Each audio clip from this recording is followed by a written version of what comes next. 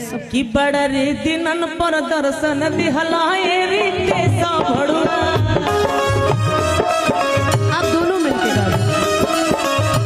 बड़ रे दिनन पर दर्शन दिहलाए रे कैसा भड़ुआ। अब कोई कन्हैया संभलाई आई सिया राम के भज।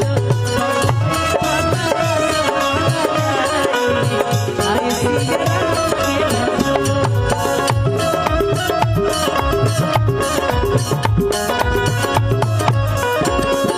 भैया एगो बड़ा छोट से फरमाइश आइल बा हमरा खातिर, रुक जाई पूरा कर दे। हाँ, ई फरमाइश के बाद एगो मुखड़ा खाली गायब हम ई फरमाइश में।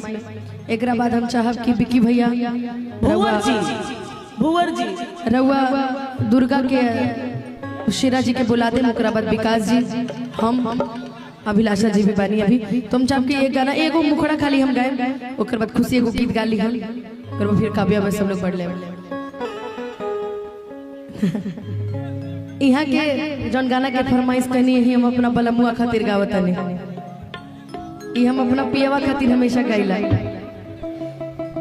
कि सच कहतानी हमरे दिल के अरमनवा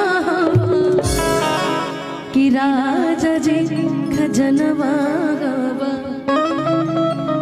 हीरा रतनवा। शेरा लोहार जी कि अखिया नशीला लगे सब फीका तोहराया के कि रतिया में आवे वाली मीठा सपनवा। विकास जी थोड़ा बातचीत कम कीजिए, इधर देखिए। कि राजा जी परनवा राजा हो